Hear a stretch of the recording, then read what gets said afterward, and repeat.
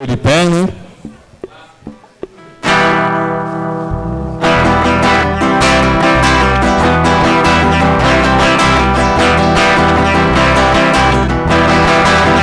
Pai, queremos te louvar e também o adorar. Ó Deus, que nos deu a salvação. Pai, queremos te louvar e também o adorar. Ó Deus, que nos deu a coração. E vencedor e bom, distante do Senhor, o pecado nos engana, não notamos seu amor. Da perfeição, mas Deus em ilusão, acabou contigo, ó Criador. Demos nova chance, vamos aceitar, abolimos injustiças, vamos consolar. Perdoa nossos pecados, mas mantenha seus cuidados, quanta honra tu mereces, ó Senhor. Pai, queremos te louvar.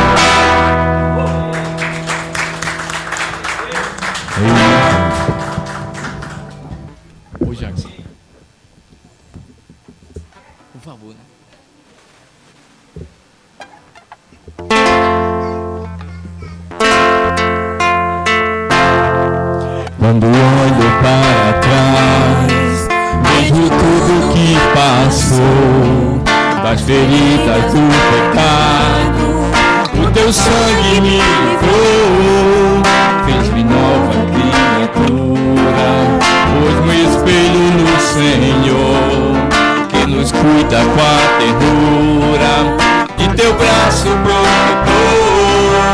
Senhor, estou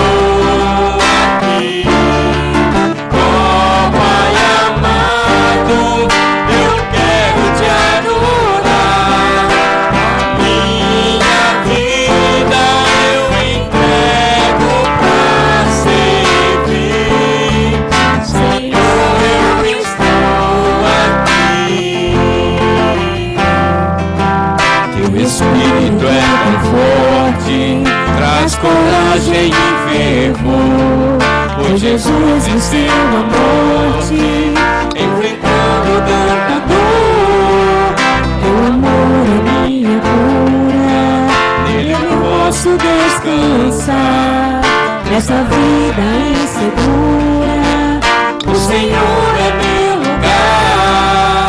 Senhor, estou aqui.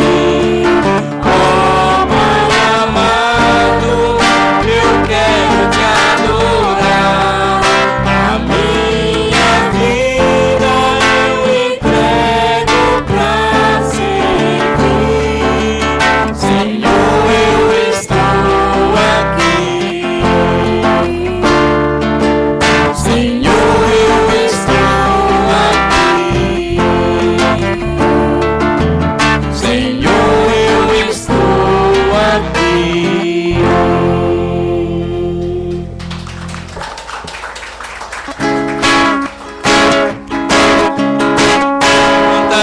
Deus eterno, tua justiça e teu amor.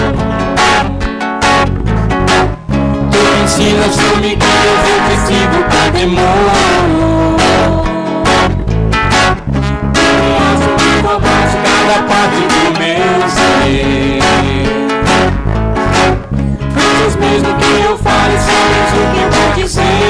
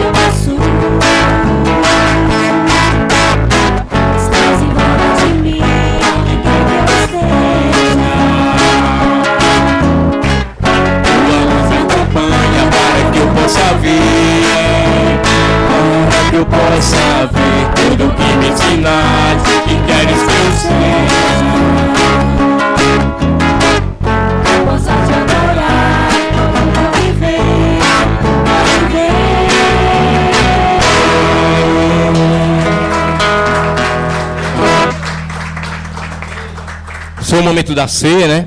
As crianças já estão na salinha. Podemos sentar.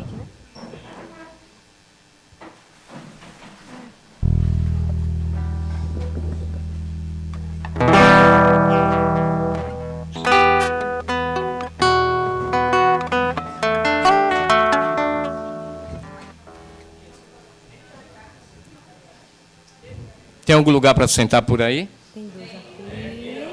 Aqui tem. Tem dois. Aqui está ocupado, né? Aí tem algum lugar?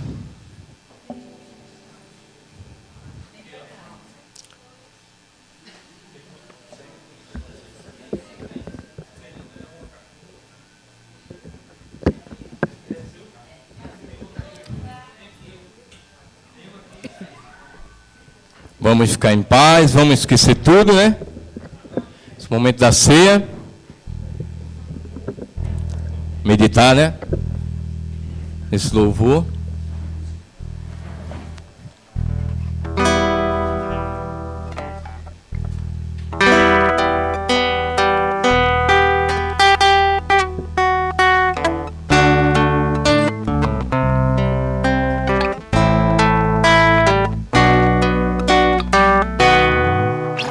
Certamente sobre si ele levou as iniquidades de todos nós.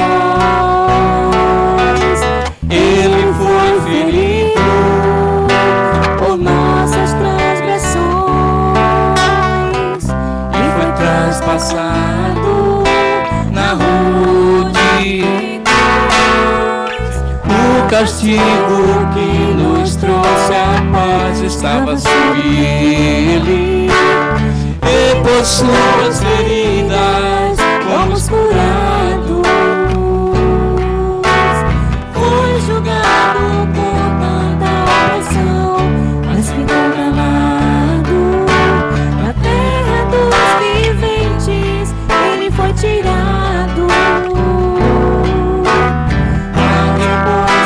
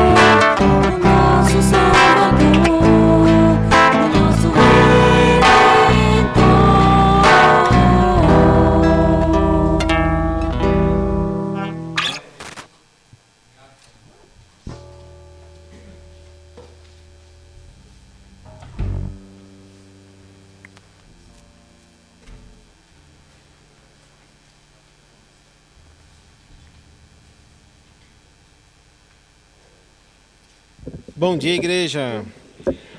A graça e a paz de Jesus Cristo para todos nós. Estou muito feliz de estar aqui hoje.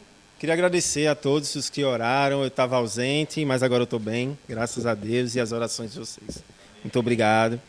E esse é o momento da ceia, momento que nos recordamos, né, do sacrifício de Cristo pela humanidade, né, onde o partir do pão e o tomar do suco de uva representam o corpo e o sangue de Cristo. Queria compartilhar com vocês a escritura que está lá em Romanos, capítulo 5, do 1 ao 6.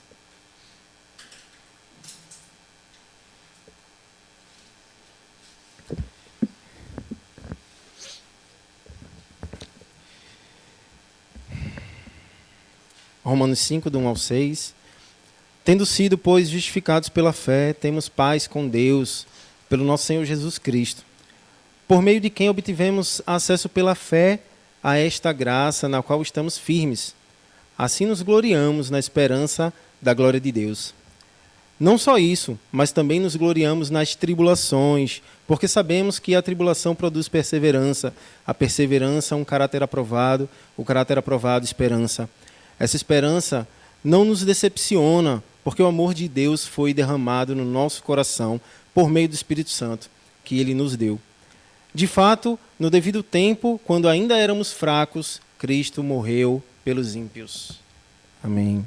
Vamos orar. Senhor Deus, Senhor nosso Deus, muito obrigado por esse domingo, muito obrigado por todos estarem aqui hoje cultuando a Ti. Obrigado por essa comunhão de todos nós irmãos. Quero te agradecer, Pai, porque sempre temos esperança, Pai, porque Tu colocaste amor nos nossos corações. Podemos ter esperança, fé, né, na Tua graça, Senhor. Em nome de Jesus, cuida de cada um de nós aqui hoje. E obrigado, Pai, pelo grande sacrifício que Teu Filho fez por nós, nos salvando e comprando todo o nosso pecado. Em nome de Jesus, amém, Pai.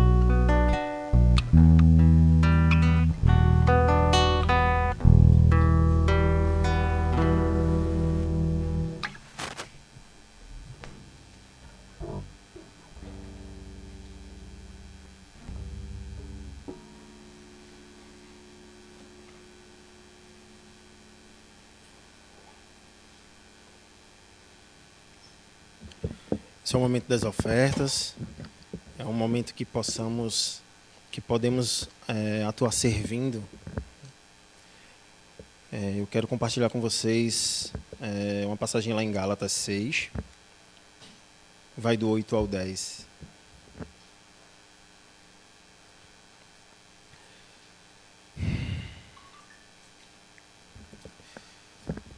E diz assim: quem semeia para a sua própria carne, da carne colherá destruição.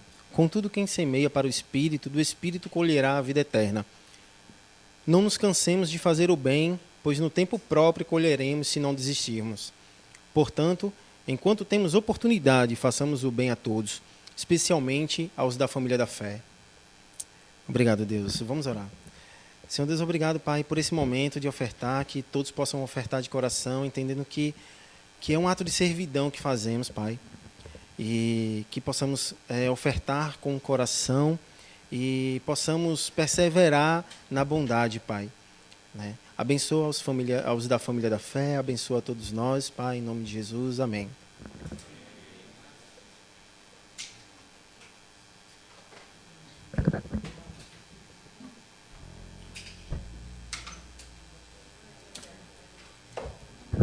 Vamos por de pé.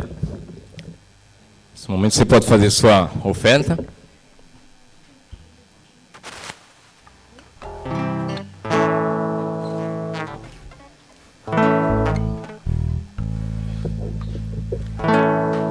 Quando o Senhor nos trouxe, nos livrou do cativeiro, ficamos como quem sonhar.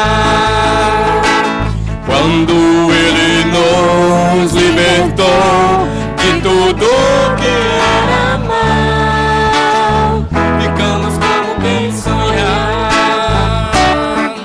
Então nossa boca tem risos e cheio, nossa alma de cântico e louvores transbordou. Grandes coisas fez Deus por nós, por isso alegres estamos. Quando o Senhor nos trouxe, nos livrou do cativeiro, ficamos como quem sonhar. Quando Ele nos libertou de tudo que era mal, ficamos como quem sonhar. Então nossa boca de risos se encheu, nossa alma de cântico e louvores transbordou. Grandes coisas fez Deus por nós, por isso alegres estamos. Estamos como quem sonhar, por isso alegres estamos. Estamos como quem sonhar.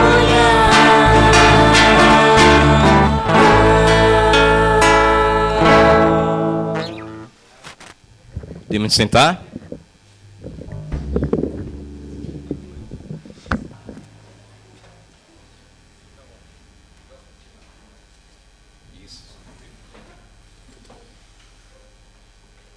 Aí, meu brother.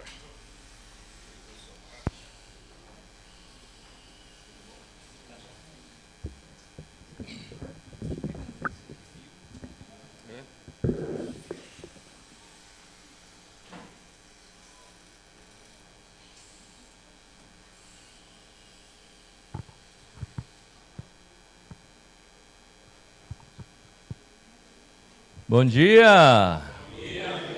Bom dia, família!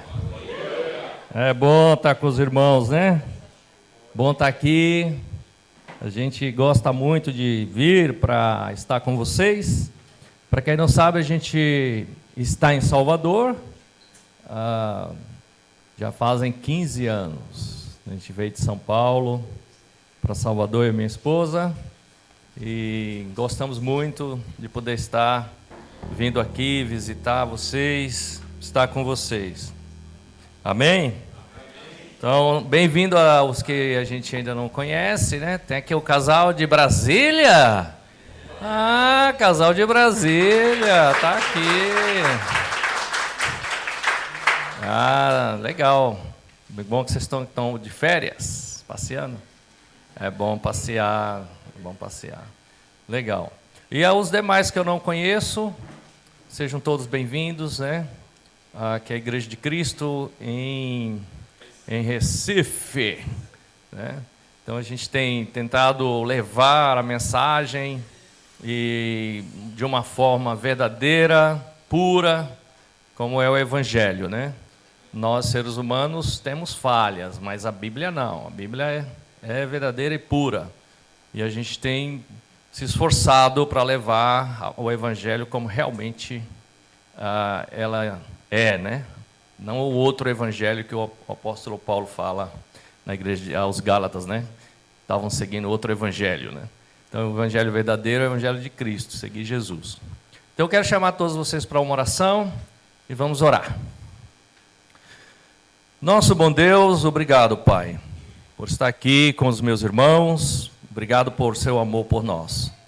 Dá-nos um ótimo tempo na Tua Palavra, porque a gente aprender, seja para a honra e glória do Seu nome, as transformações nas nossas vidas também, nossa família, nossos filhos. Pai, que o Senhor nos ajude a criar e cuidar da nossa família uns dos outros, amando profundamente, imitando a Cristo Jesus. Agradecemos a Ti, Pai, pelas nossas famílias, pela minha esposa, meus filhos. Em nome de Jesus, eu oro grato. Amém. Amém. Bom, obrigado ao conselho da igreja que me convidou para estar aqui, né? Cada um dos irmãos que assume a responsabilidade aqui de certa forma. Então, sempre é um prazer estar aqui. E Salvador manda um abraço para vocês, irmãos lá. Estão bem, graças a Deus. Estão, nesse momento, tendo culto também, lá, né? Salvador. Aí eu quero ler com vocês. Eu preparei uma aula para dar aqui com vocês. Estava lendo um livro do C.S. Lewis, vocês conhecem, né? Escritor fantástico. E gosto dele, assim, das coisas que ele fala. E o tema é como ser cristão. Mas eu acrescentei um pouquinho, né? Como ser um verdadeiro cristão, né? É desafiante, com certeza. Mas conseguiu aí? Estava assim, mas colocamos. Dá para pôr aqui? Obrigado. Pai, onde tem o Jackson, você não fica perdido não, cara. O Jackson pode subir tudo. Ele... O Jackson consegue. Muito bom. Botou minha Bíblia aqui então? Deixa eu ver. Cabe tudo, deu tudo certo. Obrigado. Palmas para o Jackson. Aí. Obrigado, Jackson. Isso é demais. Então, quando você fala assim, como ser um verdadeiro cristão, todo mundo já fica meio apreensivo, né? Eu, pelo menos, fiquei, né? Como assim, né? Ser um verdadeiro cristão requer muitas demandas, né? E tomada de decisão e conhecer, porque para você ser um verdadeiro em algo, você precisa conhecer aquilo que você quer ser. Se não conhecer, jamais você vai conseguir ser um verdadeiro, porque você não conhece, né? Ou não conhece o suficiente, ou conhece só em parte, né? E ainda tem o nosso ego, nosso orgulho, que nos atrapalha bastante em a gente ser realmente um verdadeiro seguidor de Jesus. E aí eu quero começar lendo com vocês, juntos em Efésios. Abra aí comigo. Efésios 5. Efésios 5. Vamos ler versículos 15 a 17. Por favor.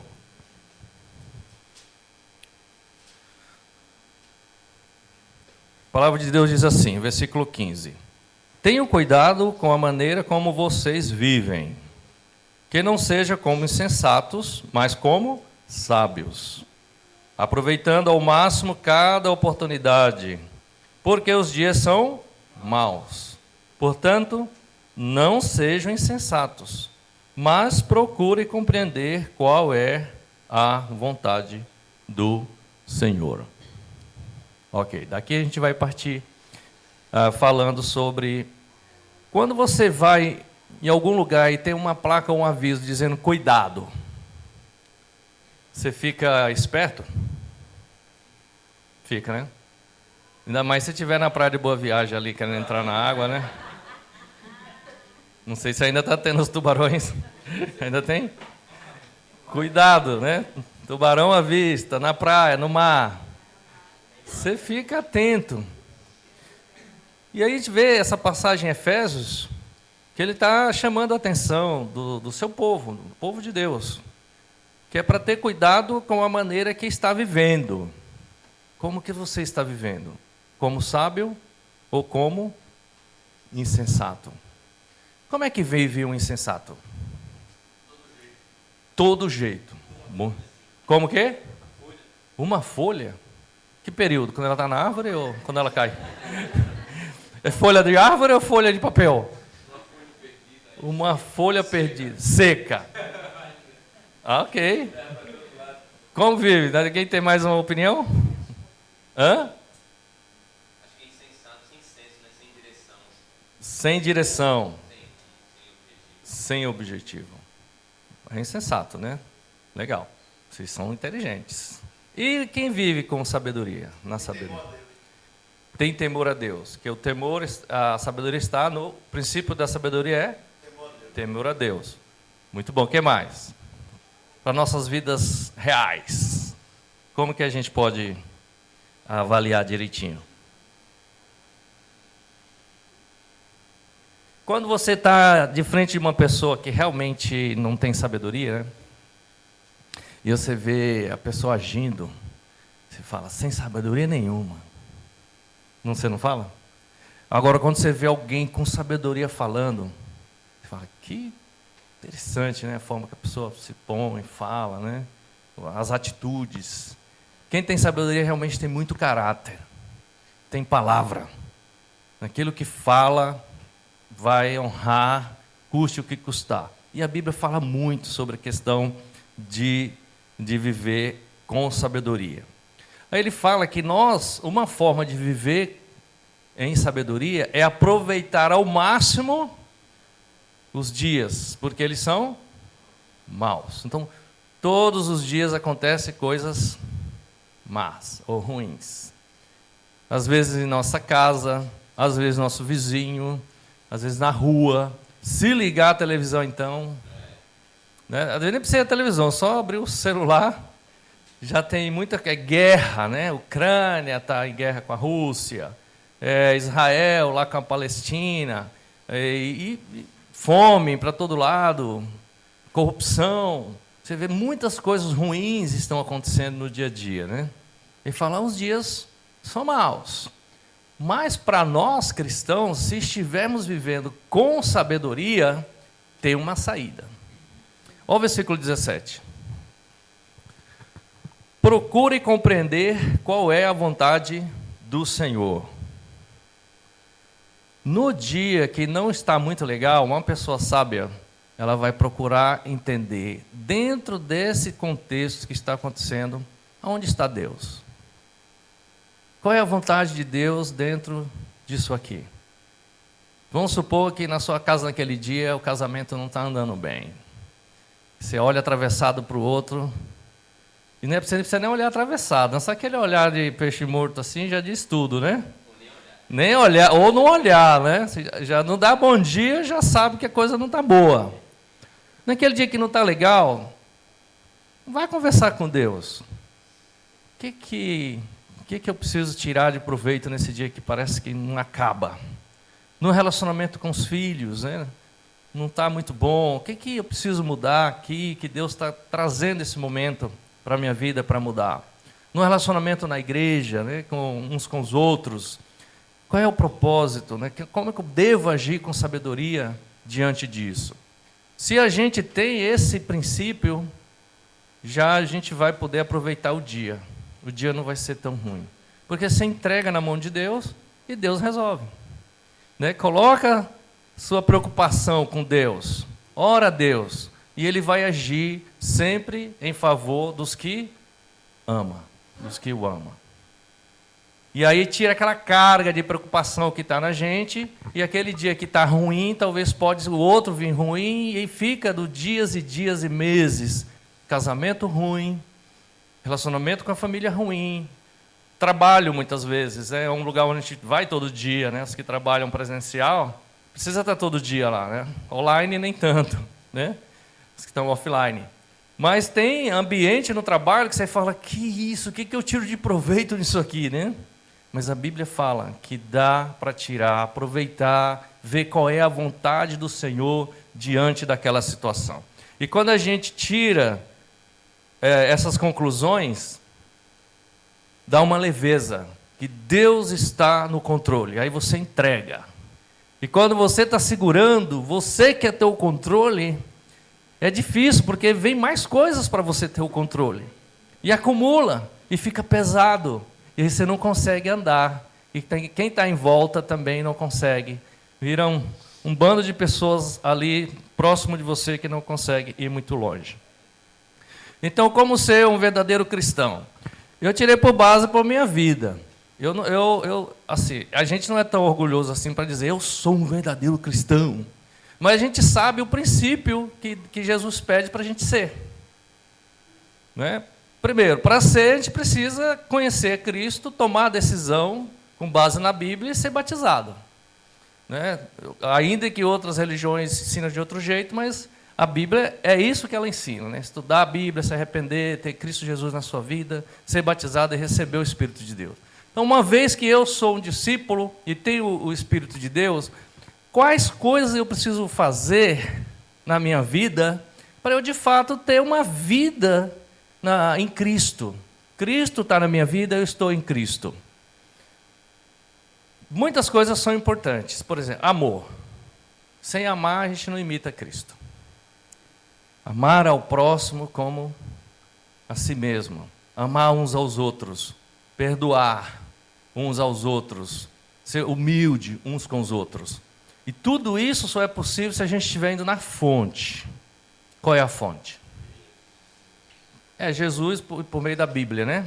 Se não lermos a Bíblia, examinarmos as Escrituras como os bons bereenses, jamais a gente vai conseguir atingir esse grau de imitar Cristo Jesus na sua essência. Porque através das Escrituras é que a gente vai podendo dizer, isso é certo fazer, isso não é certo. Você tem convicção sobre o que fazer e o que não fazer. O mundo hoje não tem convicção, porque às vezes segue o que outras pessoas falam, mas não o que está realmente nas Escrituras e estuda. Eu diria que para ser um cristão verdadeiro, você precisa ler a Bíblia e estudar a Bíblia todos os dias. Eu leio de vez em quando, ou eu folheio ali as coisas na Bíblia. Não, estou falando de realmente se dedicar, tirar um tempo durante o dia para ler as Escrituras Sagradas, que tem o poder de transformar a vida. Sem essa leitura é difícil a gente continuar tendo esse relacionamento profundo com Deus. E, na minha opinião, é todos os dias ler a Bíblia. Ler e estudar. E eu não estou falando de ler muito tempo, mas o pouco que você lê aprofunda, examina, pesquisa. Lê acompanhado com dicionário, com um bom livro. Eu gosto sempre de ler um bom livro que me leva para a Bíblia, que tem Escrituras. Né, que o autor está lendo, mas ele cita Escrituras onde eu posso aprender coisas novas ali, naquele coisa. E isso é a minha opinião, né? Apesar que eu li um livro recente, que não tem uma escritura, mas ele foi escrito por um cara cristão. A Velocidade da Confiança. Cara, que livro, eu recomendo para vocês. Ele é grosso assim, mas ele fala sobre confiar. Quando há confiança, há velocidade no processo. E aí ele cita muitos exemplos de várias áreas, desde igreja, a confiança, a empresas, né? Cita grandes empresas que têm confiança nos seus funcionários e tudo, e como realmente tem velocidade. Quando falta confiança, empaca, não anda aqui. E como povo de Deus, a gente deveria estar trabalhando na base da confiança, um no outro. Porque somos cristãos, discípulos de Jesus, imitando a Jesus. Precisamos ter a confiança um no outro para que a coisa anda muito mais rápido. E se fulano errar? Ele vai pagar para Deus. Mas eu confiei, eu dei o voto de confiança no que a pessoa está fazendo. Então, leia a Bíblia todos os dias, porque em João 17:3 fala: a vida eterna está em conhecer a Deus e o seu Filho Jesus. Bom, se para ter vida eterna está em conhecer, então a gente precisa conhecer através da palavra, o manual da Bíblia em nossas vidas. E eu queria então deixar esse primeiro ponto, né, que o cristão verdadeiro, ele se dedica, ele ora. Tudo que você faz todo dia, e não seja apenas no manual, né, no automático, você vai melhorando, né? Você vê os grandes atletas, agora que teve a Paralimpíadas, né, que acaba hoje, você vê o relato deles, e é todo dia treinamento exaustivo para chegar aonde eles querem, né? E a gente está falando aqui de uma dedicação na Bíblia, que não precisa nem ser exaustivo para pegar uma medalha que logo vai perecer, a pessoa vai morrer, vai ficar aí, mas pegar uma coroa que dura para sempre, que é Cristo Jesus, é a salvação. Outro ponto, que eu acho que um cristão verdadeiro busca todo dia: oração. Cristão verdadeiro que não ora todo dia tem problemas. Não entende que a conexão com Deus está em orar. E a humildade de se prostrar diante de Deus. E eu não estou falando de oração somente quando o bicho pega, ou quando está ruim. Todos os momentos, no começo de alguma coisa, antes de começar, durante e depois. Muitos de nós, às vezes, quando recebemos a bênção, não lembramos de agradecer, né, a Deus, e continuar orando a Deus por causas, por coisas, pela nossa vida, nossa família, uns com os outros. Oração vai deixando a gente mais conectado com Deus. No momento que a gente está lendo a palavra de Deus, Deus está falando com a gente. No momento que a gente está orando, a gente está falando com Deus. Que Deus quer ouvir os seus filhos amados. Então, oração faz parte da vida de um cristão verdadeiro, a prática da oração. Eu diria também que um discípulo verdadeiro, ele discipula e é discipulado.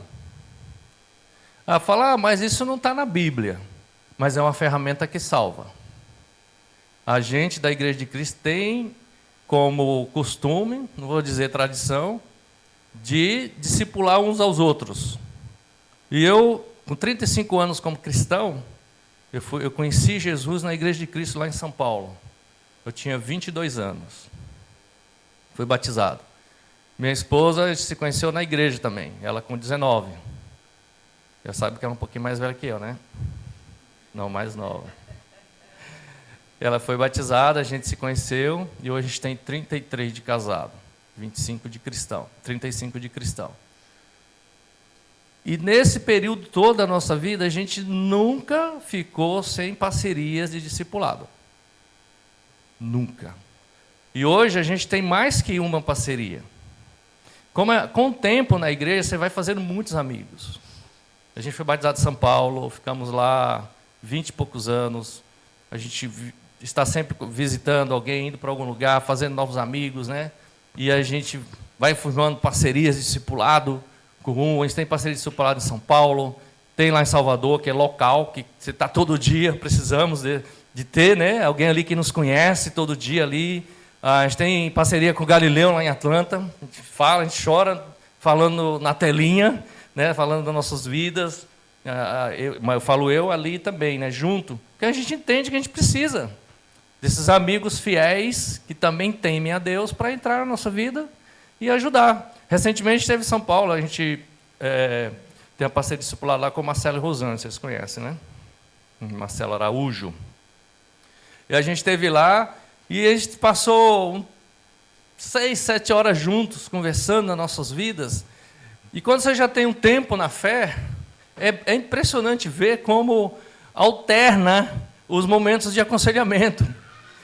Tinha momento que eles estavam nos aconselhando e outro momento que a gente estava aconselhando a eles, que eles estavam pedindo conselhos. Temos filhos casados hoje, filhos já adultos, e tem um filho ainda com 18, filho com 35, com 34, outro com 30, que é o Caio, está com 30, né? O Caio está liderando a igreja lá em Brasília, está lá com os meninos, Denilson, Daniel, tem uma experiência. E aí ele quer saber também, pedir ajuda com filhos e tudo mais, com a igreja, com tudo. Isso é muito legal ver essa maturidade que a gente vai atingindo e troca de experiência baseado na Bíblia, discipulando um ao outro.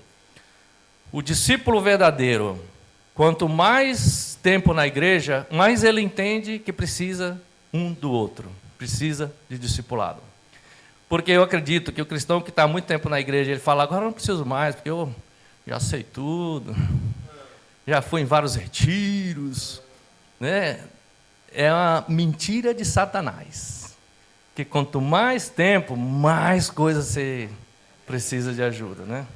E aí a gente tem hoje, a gente acredita que hoje são 3 níveis de forma de discipulado, que colocado em prática fica bem legal. Por exemplo, eu acredito que o discipulado hoje é intencional. Qual que é o discipulado intencional? Onde eu quero, você quer, a gente marca e acontece. Tinha o tempo que o discipulado era de cima para baixo, né? Você vai ser discipulado por fulano, porque acha que ele tem as suas características e vai te ajudar. Funciona também. Quando a pessoa é muito novo na fé, foi batizado recentemente, não tem muito conhecimento da igreja, nem sabe muito bem como que funciona o discipulado. Aí sim, aquelas 3, 4 pessoas que estudou a Bíblia com a pessoa, vai dizer, olha, eu acho que talvez não, fulano seria melhor. Mas a gente faz diferente, a gente fala com a pessoa e pergunta, você gostaria desses 4 que estudou com você? Quem você se identifica para discipular você? Mas é uma direção, porque é novo. E aí, assim, a pessoa vai crescendo, criando convicções, relacionamento, e vai crescendo na fé através do discipulado. Então, eu acho que essa questão é essencial para o crescimento do cristão. Parcerias, baseado na Bíblia, né? Uns com os outros, ajuda muito. Um cristão verdadeiro não pode largar a mão dessa ferramenta. Amém? Então, isso ajuda muito na nossa fé cristã. Aí eu digo que, como cristão, a gente precisa entender o significado de 3 palavras. Por exemplo, independência, uma pessoa dependente, e um outro que ele é interdependente. Qual desses 3 você acha que um cristão se encaixa mais? Interdependência. Por quê? Um depende do outro. Vamos supor, mas eu não posso ter essa dependência do outro. Você não pode ser totalmente independente ou dependente. Às vezes eu vou ser um pouco dependente porque eu estou passando por uma fase difícil e eu não estou conseguindo sair, eu preciso estar muito dependente nessa fase da minha vida de uma situação. Não tem problema, eu não vou ficar a vida toda dependente. Às vezes eu vou precisar ser independente em alguma situação, tomar uma decisão ali, vou fazer aquilo até como experiência na minha vida, né? Também não tem problema. O que não pode é ficar o tempo todo independente ou o tempo todo dependente. Agora, a interdependência constante. Você está sempre precisando, ajudando e sendo ajudado. Ajudando e sendo ajudado. Então, o discípulo verdadeiro tem consciência disso, é forte com Deus nisso, e vê que até o próprio Deus é trindade, né? Pai, Filho e Espírito Santo. Está lá. Então, sozinho a gente não vai para lugar nenhum. O mundo sabe disso muito bem, né? Só que eles fazem por outro motivo, né? O Nostioque, né? Um com o outro, busca ajuda, interesses, né? Um com o outro. Não é uma finalidade de espiritual, de ganhar vidas, mas de ganhar, às vezes, dinheiro, se dar bem, né? Se conectar no ramo que eles estão. Como discípulo, a gente tem que agir diferente, com certeza. Romanos 12, versículo 2. Romanos 2. O que diz? 12, 2. Não se amolde ao padrão. O mundo tem um padrão. E o conselho de Deus para o povo dele é não se amoldar ao padrão do mundo. O mundo vem com as suas manias, com as suas coisas, seu jeito. Eu tenho o padrão de Cristo. Se eu tenho o padrão de Cristo, eu não vou me encaixar, me moldurar no padrão que o mundo está colocando. Eu confio no que Deus diz para mim, né, que Ele transforma a minha mente, né, renova a minha mente, já renovou através da minha vida nova com Cristo, e aí eu vou experimentar a boa, agradável e perfeita vontade de Deus. Experimentar de verdade, você fica. Quando você vê uma comida que aos olhos está bonita, mas você não conhece, o que você faz? Você experimenta, né? Você põe um pouquinho. Põe mais. Né? Coloca mais aí. Porque você gostou. Não tem como você experimentar Deus, a boa, agradável e perfeita vontade de Deus, não dizer eu quero mais. Eu quero mais. Como a mulher samaritana. Estava lá na beira do poço, e conhece Jesus, e queria estar com Jesus, e fala para todo mundo. Quais coisas o mundo está amoldando sua vida hoje? Às vezes coisas simples. Até uma proposta de trabalho que te tira do convívio, te deixa muito cansado para as coisas de Deus. Pode ser, você está moldurado ali. Eu não estou falando daquelas propostas que são rápidas, você tem um objetivo para fazer um valor para algo, para depois você planar numa vida mais tranquila e servir a Deus. Você sabe do seu relacionamento com Deus. Estou falando daquele amoldurado que você fica lá preso e não sai mais. Que é uma certa ganância pelo que vai ter, e essas coisas que a gente sempre quer estar sempre lá, dificilmente acontece. E ficamos preocupados, e não conseguimos concentrar o nosso verdadeiro foco em Cristo Jesus. O trabalho faz muito isso, né, na nossa vida. E aí, às vezes, falta o quê? Um planejamento, uma meta, um foco, para não me desgastar muito no trabalho, mas ter tempo para Deus, para o reino e servir uns aos outros. Um cristão verdadeiro, ele está sempre ligado nessas coisas, né? Eu lembro, eu trabalhei em São Paulo muito tempo. Para quem não sabe, eu sou do interior do Maranhão. Fui para São Paulo com 18 anos para ganhar dinheiro. Trabalhar, ganhar dinheiro, estudar. Trabalhei muito, só não ganhei dinheiro. Mas ganhei Cristo, amém? Ganhei Cristo. E eu lembro que com 3 anos que eu estava em São Paulo, eu conheci a igreja, estudei a Bíblia e fui batizado. Aí meus focos mudou, né? E eu comecei a trabalhar numa grande rede lá de lojas. Eu trabalhava numa área metalúrgica, né? Que na época era Alto Latino, era algo bem legal em São Paulo, né? Que você teve lá nessa época também, que era quem era metalúrgico era bom, né? Tinha possibilidade de crescer muito, né? Mas eu saí, já conheci a Cristo, fui trabalhar numa rede de lojas. E logo que eu entrei nessa rede de lojas, já fui promovido para supervisionar as redes de lojas lá.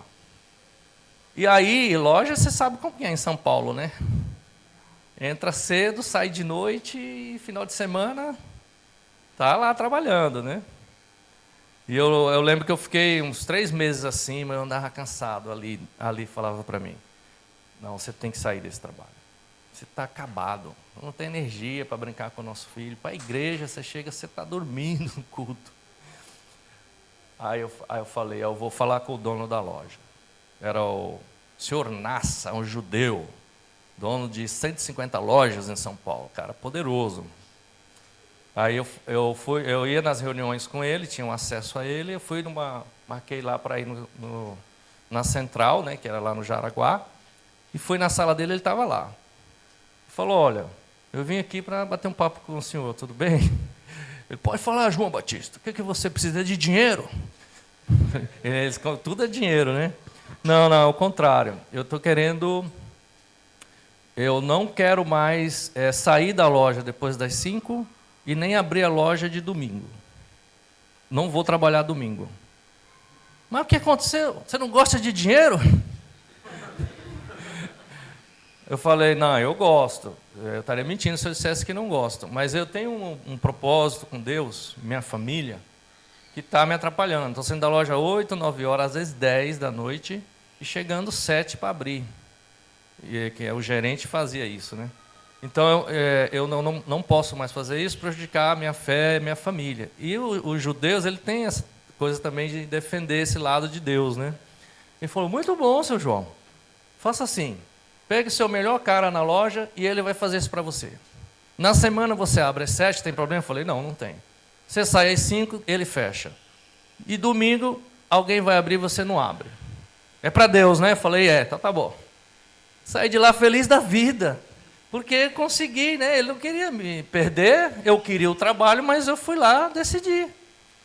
Foi coisa melhor que eu fiz, porque domingo acordava, tomava café com minha família, ia para a igreja, né? Chegava cedo, pegava meu filho na escola, jantava junto com a família.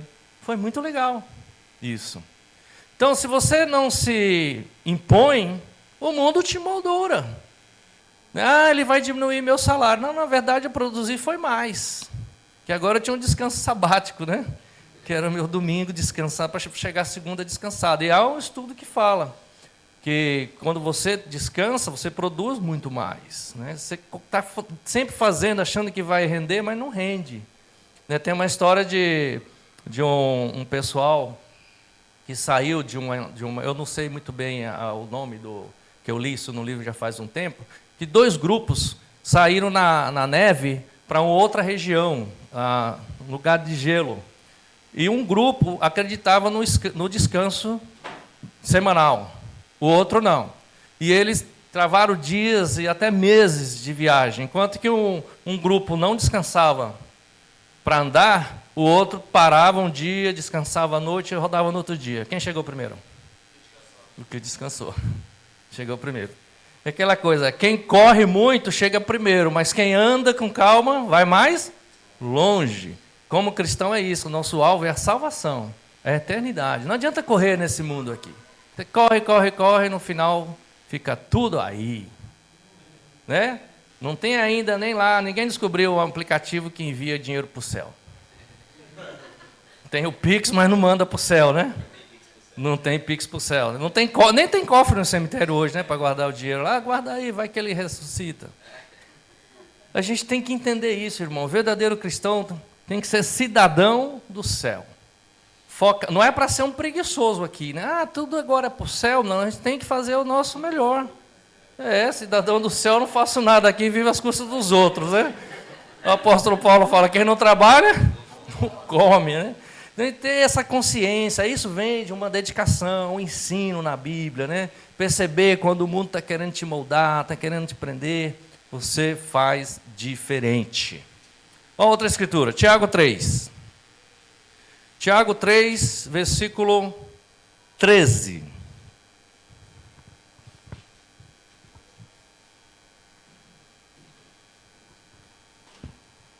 Tiago 3,13. Diz assim: quem é sábio e tem entendimento entre vocês, que o demonstre para o seu bom procedimento, mediante obras praticadas com humildade, que provém da sabedoria. Contudo, se vocês abrigam no coração inveja amarga e ambição egoísta, não se glorie disso, nem neguem a verdade. Esse tipo de sabedoria não vem dos céus, mas é terrena. Não é espiritual, mas é demoníaca. Pois aonde há inveja e ambição egoísta, aí há confusão e toda espécie de males. Mas a sabedoria que vem do alto é, antes de tudo, pura, depois pacífica, amável, compreensiva, cheia de misericórdia e de bons frutos, imparcial e sincera. O fruto da justiça semeia-se para a paz, em paz, para os pacificadores. Que traz uma boa informação para a gente, né? Sobre ser sábio. Quem é sábio, logo você já percebe nas suas atitudes e ações. A mesma coisa é o tolo, né? O insensato. Se está agindo com insensatez, você vai perceber que a pessoa não tem sabedoria ali, no que está demonstrando. Aí ele fala que isso deve ser praticado com obras praticadas com humildade. Quem tem sabedoria é uma pessoa humilde.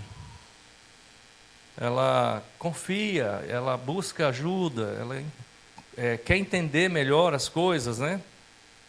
Busca os mais velhos que têm mais experiência para falar, dizer como foi a vida, né?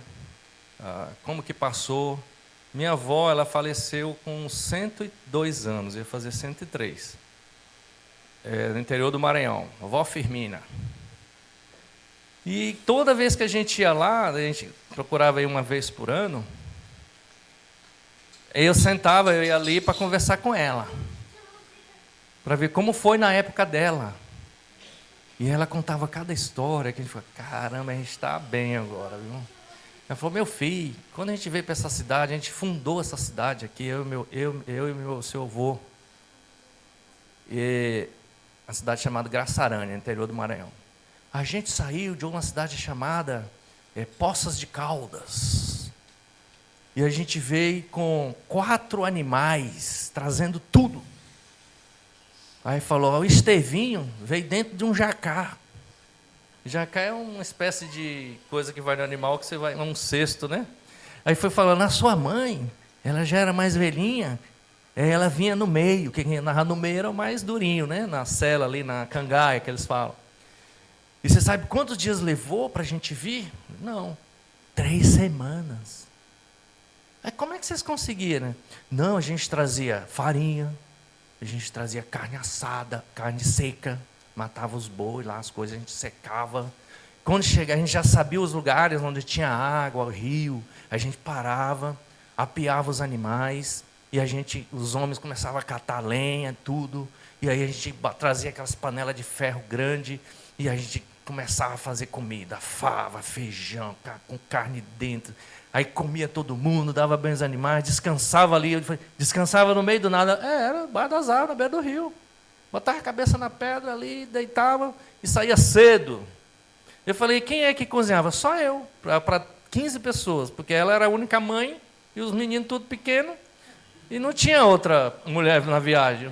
Você sozinha? Eu falei, era eu que cozinhava para todo mundo. Então ele vai contando as histórias, e hoje esse trajeto leva 40 minutos de carro. E recentemente eu fiz esse trajeto de carro, 40 minutos de carro, elas levam 3 semanas para chegar nesse lugar onde eles iam começar a vida de novo, né? Aí você fala, que labuta, né? Aí falou, meu filho, a gente via as coisas do Padre Cício falando, né? Hoje eu entendo que só ele sabia ler. E tudo que ele falava estava na Bíblia. Tudo que ele falava estava na Bíblia, porque ele falava para o povo todas aquelas coisas, mas o povo não sabia ler, mas já estava na Bíblia que ia acontecer. E ela vinha falando coisas, falando, olha, aí você vai aprendendo e dando valor à vida. Hoje você anda de São Paulo para o Maranhão de avião 2h30, né? Você chega há 100 anos atrás, cara, é um negócio muito mais difícil. Eu mesmo, quando fui para São Paulo em 86, com 18 anos, eu peguei um ônibus, tinha um ônibus chamado Itapemirim, mas tinha um outro que me deixava em Teresina, que era Transbrasilian, nome da empresa muito grande. Foram 4 dias de ônibus para chegar de Teresina a São Paulo.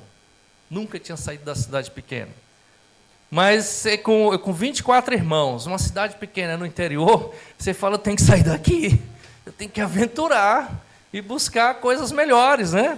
E aí a gente, nos anos 70, 60, 70, 80, o sonho de muitos nordestinos era ir para São Paulo, né? Estudar, ganhar dinheiro e tudo, né? Porque não tinha tantas oportunidades. Hoje não, a demanda de volta está maior do que indo, né? As pessoas estão voltando para estar com o seu povo, como eu, né? Que voltei.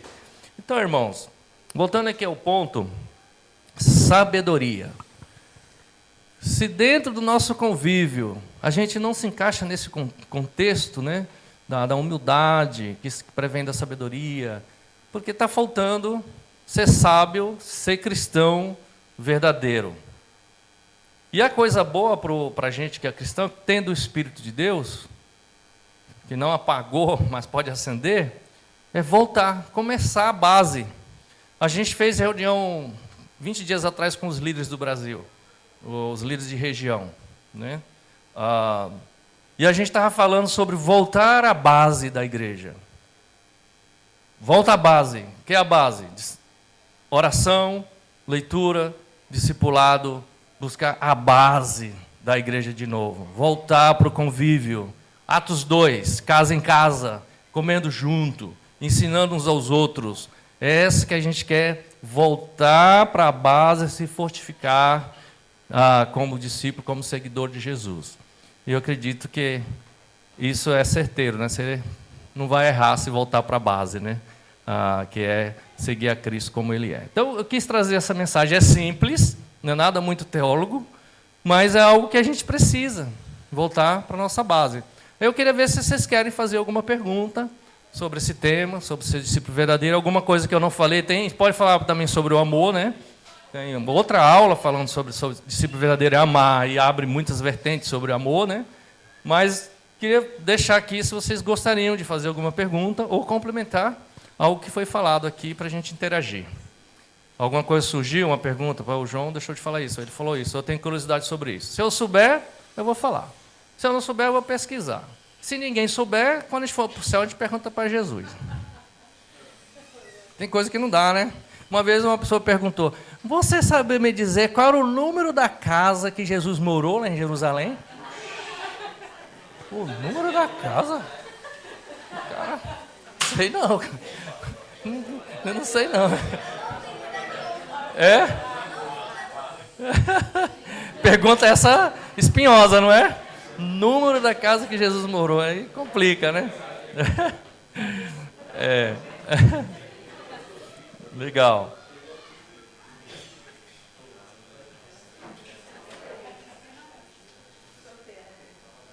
Pensou? Se não tem pergunta, é que foi bem feito ou que vocês não entenderam nada que eu falei, né? Tem isso também, né? Tem a Karina aqui, ó.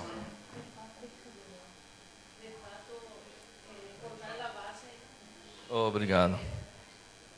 Era lo que Jesús hacía también. Es lo que Jesús te potencia con sus discípulos. La mayoría aquí nos estamos conhecendo a Bíblia e dentro desse contexto também mesmo, né? Sim. Dentro dessa base, então, assim, e o importante também, assim, eu falo por mim, tá? Que eu vejo, mesmo que a gente chega aos 24, 25 anos na igreja, a gente automaticamente volta na base. Entende? Agora a gente está estudando a Bíblia, que é muito bom também. E é tudo aquilo que a gente já fez, mesmo quando está por isso, porque você é como que retrocede esses anos tudo, né, quando você estudou, né? E se relembra exatamente. E assim, automaticamente, e algo que eu sempre também, assim, já vinha também, mesmo sem saber, isso que agora que você falou, que foi lá no que você decidiu na reunião, regional, eu vejo que é algo que, por exemplo, eu já estava precisando, e já vinha orando por isso, e algo que eu sempre oro também, assim, sempre falo por mim, né? Oro assim para que eu sempre coloque pessoas que, assim, tipo, com urgência, né? Pessoas que tenham urgência, que estejam urgente procurando a Deus. Sim. E isso também faz, porque uma ajuda ao outro, né? A gente acaba sendo uma ajudada, porque a gente começa a relembrar tudo aquilo que é a base, aquilo do princípio, né? Que foi claro que era o que Jesus fez que botou, e o que ele chegou, como a gente, porque chegou na igreja, né? Sim. Pessoalmente assim,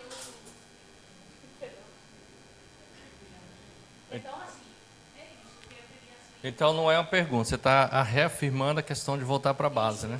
Legal. Obrigado, muito obrigado. Ser verdadeiro cristão, ler a Bíblia, oração, discipulado, né? São 3 pontos. Tem o outro sobre, que aí pode falar em outro momento, que é perdoar, né? Dar perdão, receber perdão. Então, uma série que a gente pode falar depois sobre isso, sobre perdão, misericórdia, né? Ser misericordioso. Tem vários pontos, mas o tempo não dá. Essa questão de voltar para a base, para os mais antigos, não sei se você passou pela sua cabeça, você gostaria de perguntar, né? É voltar para a base bíblica, porque a gente tinha uma base antes na igreja, que essa a gente não quer voltar. Eu quero uma base mais humana, não é essa a coisa, né? Quem os mais velhos sabe disso, né? A gente quer voltar base bíblica na nossa vida. Amém? Tudo bem? Então vamos orar. Opa, temos uma pergunta aqui diretamente de Brasília. É Rosana seu nome? Rosana. E o William, é isso mesmo.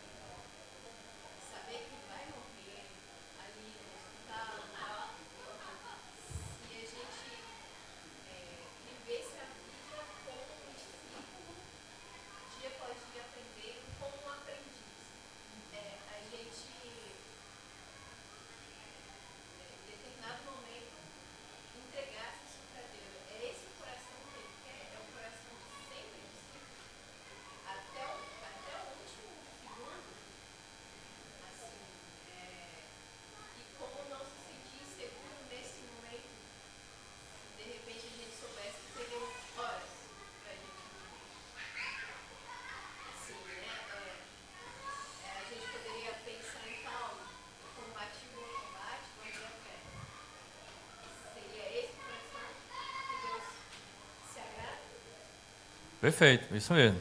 O cristão, ele tem que, pelo menos é como eu penso, tem que estar em estado de alerta o tempo todo. É como uma pessoa que vai viajar, mala pronta. Porque a gente não sabe. Não sabe, né?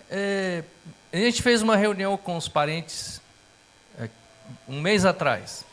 E foi uma luta fazer essa reunião com os parentes lá no interior do Maranhão, porque a minha avó, que faleceu com 103 anos, a irmã dela, mais nova, de 89, estava viva e queria reunir todos os sobrinhos. Haja gente, está viva. Todos os sobrinhos. Quando a minha tia ligou, falou, eu quero estar nesse encontro. Eu quero falar com os meus tios, tudo, de 90, de 100 anos. Eu quero saber como que era a história da minha mãe, do meu pai. E fomos, tinha mais de 300 pessoas. Mataram boi, carneiro, bode, desculpa aí os veganos, mas a carne bem assadinha, estava legal. E aí o meu tio, de 87, ele não estava querendo ir, porque é o tio mais afastado, né? Assim. Mas ele decidiu ir. Ele foi com o filho dele, a esposa e a nora. De Goiânia, mora em Goiânia, ele foi. Curtiu, foi bem legal, junto com ele gosta de contar piada, ele era do exército, né? Conta muita história do exército, então o pessoal ri. Voltando, 5 dias depois faleceu. Estava deitado, dormindo, acordou, chamando pela esposa, que estava conversando, ainda era de dia, não era tão tarde de madrugada. Quando ela chegou lá, ele estava morto. Assim, como você está falando, né? 5 dias depois dessa viagem toda, está com todo o familiar, morre sem estar com complicações de doença. Então, a vida nossa é assim. Porém, a gente não pode viver com esse medo, mas viver com o temor. Né? Eu tenho que fazer isso porque eu posso morrer. Não é assim. Eu vou fazer porque eu amo a Deus. Eu vou estar unido com os meus irmãos, as pessoas, porque eu amo a Deus. Né? Vou me submeter a determinadas diretrizes assim, que são bíblicas, porque eu amo a Deus. Não porque eu vou morrer, eu vou partir. Que aí a motivação é errada e você faz sem prazer, sem alegria. Não desfruta a vida, como a Bíblia fala, né? Desfrutar a vida. Muito bom, é ótimo ponto. Pedro, se eu gravei seu nome. Pedro!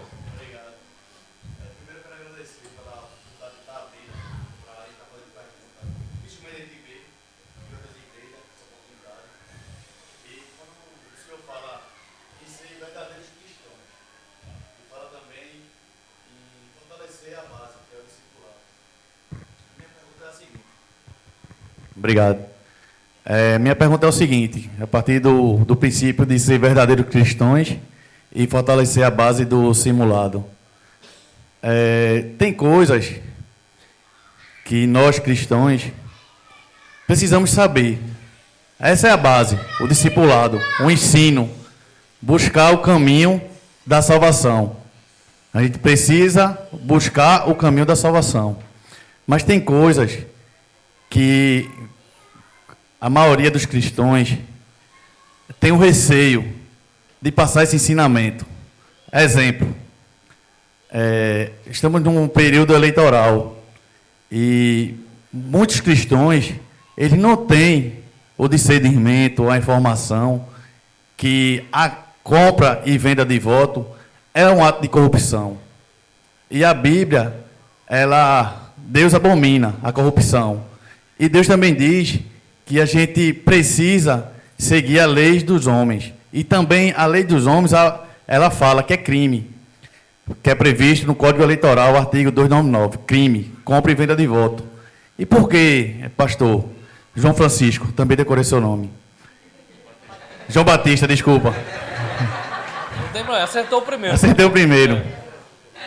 Por que esse receio dos grandes líderes religiosos em não ensinar o verdadeiro caminho? Quer mostrar para os servos, as pessoas, que é errado vender o voto, se corromper. A própria Bíblia, ela fala, Judas se corrompeu e vendeu, entregou Jesus por 30 moedas de prata. Por que esse receio da igreja? Por que isso me inquieta tanto em questionar? Hoje o discipulado iniciou e no decorrer do discipulado eu toquei nessa questão. E assim, as 3 pessoas que estavam comigo, que têm já uma experiência dentro da igreja, não conseguiram argumentar de forma que me confortasse esse receio da igreja. Por que isso? Boa pergunta, Pedro. Tem muitas linhas de pensamento em relação a isso, né? Quando você tem um povo ignorante, você pode fazer dele massa de manobra.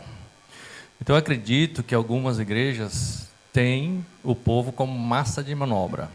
E quando é massa de manobra, eles não precisam saber disso. Porque muitos dos pastores ou membros da igreja estão lá, são deputados, são senadores, vereadores, prefeitos, estão lá. Ou eles são da comunidade, onde interessa muito ao candidato, esses líderes comunitários, apoiar em troca de alguma coisa. Nossa igreja não faz isso, a gente não apoia ninguém. Até então, vereadores vão atrás de mim lá em Salvador. Se você quiser vir na igreja, principalmente em época de política, se quiser vir assistir o culto, tudo bem, mas aqui você não vai falar e a gente não apoia ninguém. Desculpa, mas a pergunta é o seguinte: por que não passar esse conhecimento, esse ensinamento para os servos? Então, É errado, e a gente não vê. Se as pessoas falarem, não é que a gente sabe que existe um comércio, a gente sabe que várias igrejas elas influenciam essa questão do voto, mas assim, por que não questionar e ensinar o caminho certo? O caminho certo. Boa, não, é isso que eu estou te falando, porque uma vez que eu ensino o caminho certo, você está sabendo. Eu não posso mais te enganar. Não. Porque agora você está sabendo. Por isso eu não ensino. Olha 1 João 4. O que fala? 1 João 4, versículo... Acho que é o versículo... Deixa eu ver aqui qual é o versículo. Deixa eu só ver aqui qual é o versículo. Peraí. Versículo 1 e versículo 2. O que fala? Ok. Aqui é para a igreja. Amados, não creia em qualquer espírito, mas examine os espíritos para ver se eles procedem de Deus. Porque muitos falsos profetas têm saído pelo mundo. Vocês podem conhecer o Espírito de Deus desta forma. Aí ele vai falando como que a gente vai. Para conhecer, tem que ter o conhecimento. Se a pessoa que está na frente não tem interesse de informar, tem algo por trás. Mas ele não é o verdadeiro cristão? O Não. verdadeiro cristão não tem que passar essa informação ou não? É isso onde está. Se ele não... Porque primeiro, qual é o apóstolo está falando para a igreja? Examinar Examine os espíritos. Quem são os espíritos? São os falsos profetas. São pessoas que estão levando ensinamento falso, que está ensinando. O verdadeiro cristão, que está na base bíblica, ele vai examinar e saber. Hã? Deveria. Aí sim. Aí é de cada um, né? Se não passa, tem alguma coisa. Ele não é um verdadeiro cristão se não passa, né? Porque você tem que passar as coisas que a gente recebe de Deus. Que você recebe de graça, passa e informa, né? Os países que têm menos cultura ou ensino, é onde tem mais corrupção. Porque as pessoas não sabem. E não há interesse das autoridades em ensinar, porque vai combater eles. E eles não querem. Mas a gente pode falar mais depois sobre isso. Mas obrigado, boa resposta. Não sei se consegui te responder, mas há um interesse por trás, né? Vamos fazer uma oração para a gente finalizar. Nosso bom Deus, obrigado, Pai, por estarmos juntos e aprender a Tua palavra. Dá-nos um ótimo tempo, né, nesse domingo, convívio uns com os outros, e o Teu Santo Espírito, Pai, esteja sempre em nós e o Senhor nos enchendo dele, para que tudo que fizermos ou falarmos seja para a honra e glória do Seu nome. Agradeço a Ti, em nome de Jesus. Amém. Amém. Ótima semana.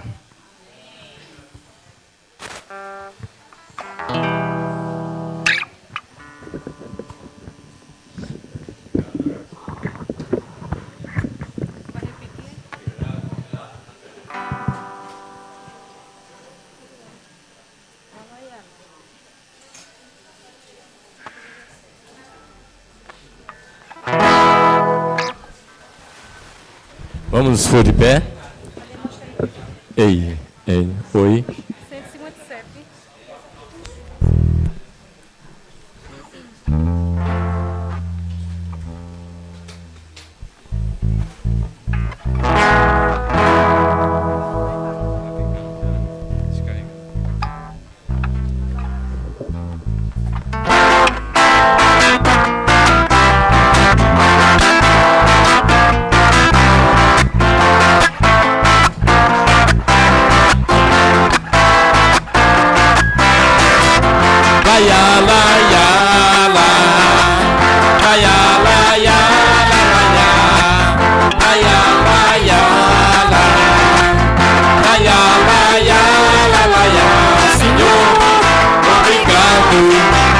Por tudo o que tens feito por mim, minha vida eu te entrego, pois sei que és o início e o fim. Laia, laia, la, laia, laia, la, laia, laia, laia, la, laia, laia, la, laia. Senhor, obrigado por me mostrar a face do amor. Eu quero estar contigo. Alegria no amor. Preciso agradecer pela cruz que Jesus carregou.